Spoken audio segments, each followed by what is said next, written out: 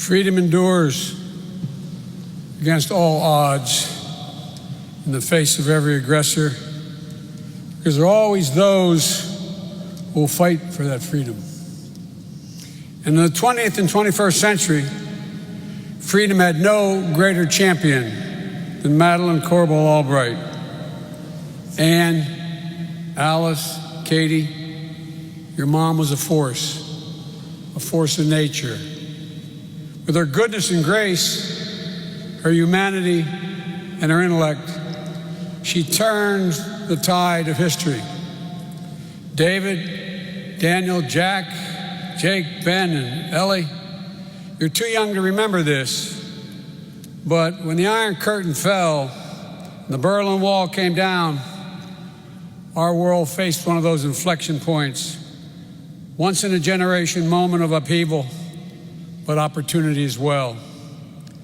People and nations around the world were deciding the future they wanted to make for themselves. And your grandmother, as a Madam Ambassador and as the first female Secretary of State in American history, made sure those nations and those people knew exactly where the United States of America stood and what we stood for.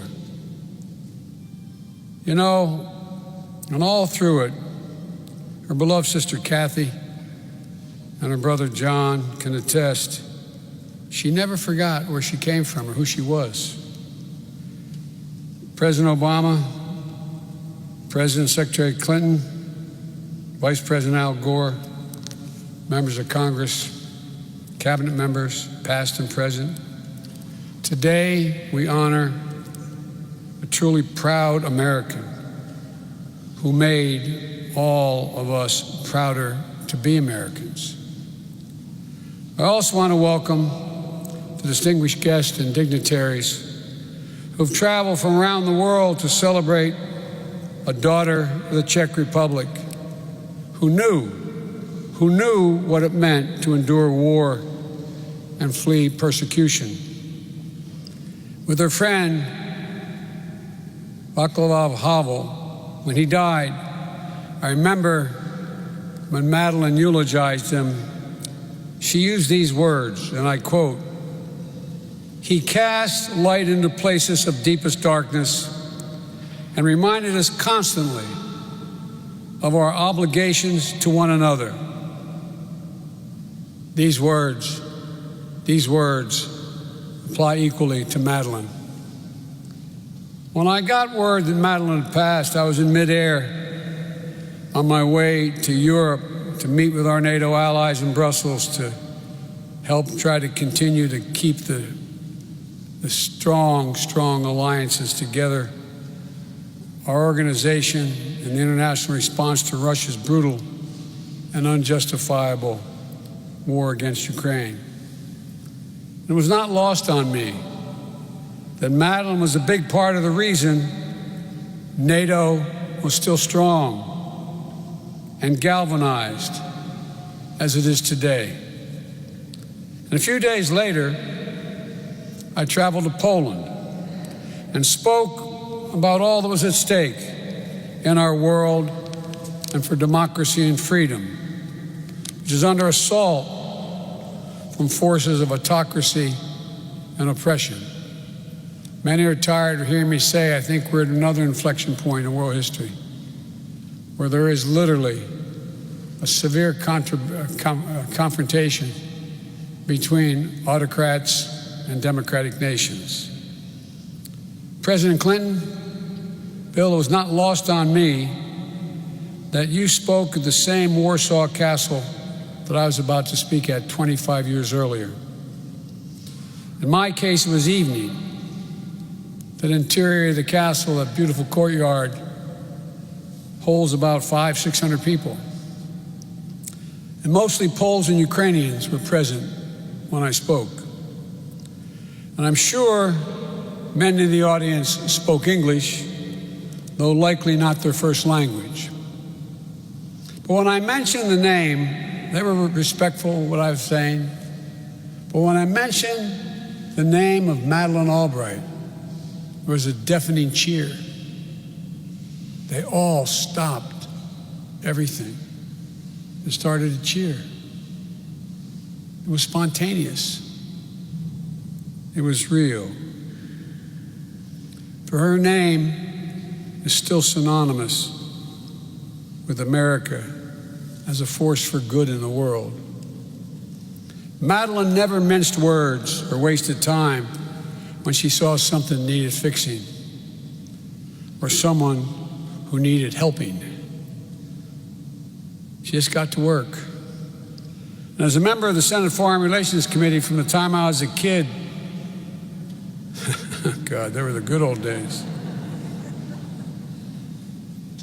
I was the chairman or the ranking member for a good part of that time. And in the 90s, I can attest that Madeleine, with the significant help of the President of the United States, kept the committee really busy.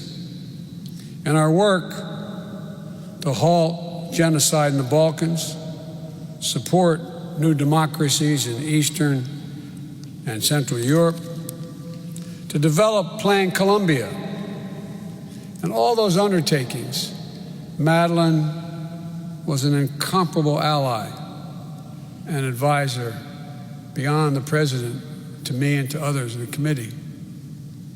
She always had a knack for explaining me free. And Madeleine didn't stop when she left government. For decades, she was a nexus for the foreign policy community, always, and I mean always, on top of the latest developments, always speaking out for democracy, and always the first to sound the alarm about fascism. Presidents and leaders around the world continue to solicit her advice, including me. When I asked her last year to chair the Defense Policy Board, she built businesses. She pumped out New York Times bestsellers that were both highly prescient and deeply salient, and constantly bestsellers. I think I've read them all. You know, and she mentored generations of rising foreign policy experts, the quote, foreign policy establishment. You know, and the thing that I noted that was deliberate and remarkable about her, not unlike Secretary Clinton, was that she made sure that young women knew they belonged at every single table having to do with national security, without exception. Today, across our government and around the world, Madeleine's protégés are legion. Many are here today, each carrying with them a spark lit by her passion and her brilliance. I think part of the reason why Madeleine was such a successful diplomat was that she understood something I've always believed, and my boss, President Obama, when I was vice president, used to kid me because I repeat so often. Because I believed she understood something I've always believed, that all politics, especially international politics, is personal. It all ultimately is personal. She could go toe-to-toe with the toughest dictators, then turn around and literally teach a fellow ambassador how to do the Macarena on the floor of the UN Security Council. You all think I'm kidding. I'm not kidding. She thought it was too difficult to teach me how to dance, though. She was right. No matter where she was, she understood people. She cared about people. And all of that was grounded in an education gained by watching her father, Joseph Corbel, and her mentor as well. She learned diplomacy at the dinner table. And throughout her life, nothing mattered to Madeleine more than the family. Nothing. Madeleine had the same role that I do and others here do. No matter what's happening in my day, as President Obama can tell you, or who I'm meeting with, if one of my children calls, I take the call. She was the same way. Ann, Alice, Katie, and your grandchildren, each of you is literally a tribute to her enormous capacity to love. I know it's hard, but I promise you, she's always with you, in your mind, in your heart, and part of your soul. And I promise you, you're going to have a tough decision. You're going to be asking yourself, what would she want me to do? Not a joke. Remember, I said it. That's going to happen. And Kathy and John, the connection the three of you maintained through your lives was always an anchor to Madeleine through all the ups and downs of life. What a gift. What a gift. What a family. You know, from that first transatlantic crossing on the SS America to landing in nations around the world in that big blue and white plane emblazoned with the words United States of America, Madeleine understood her story was America's story. Her story was America's story. She loved to speak about America as the indispensable nation. To her, the phrase was never a statement of arrogance.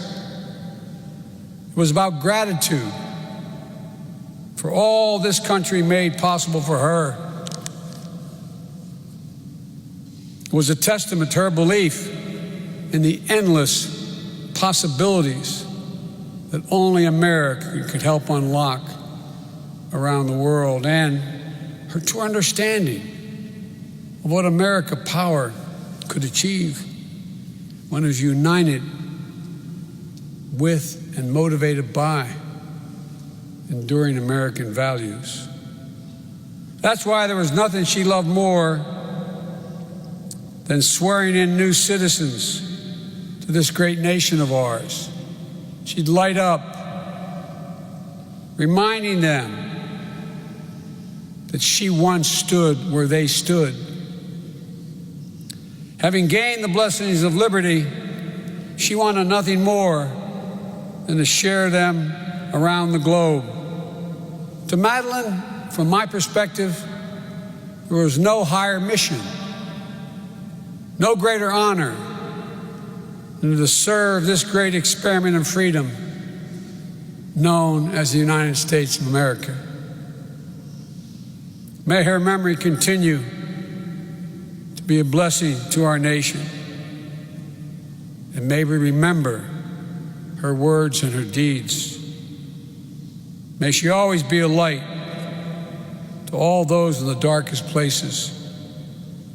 A reminder of our obligation to one another. May God bless Madeleine Albright.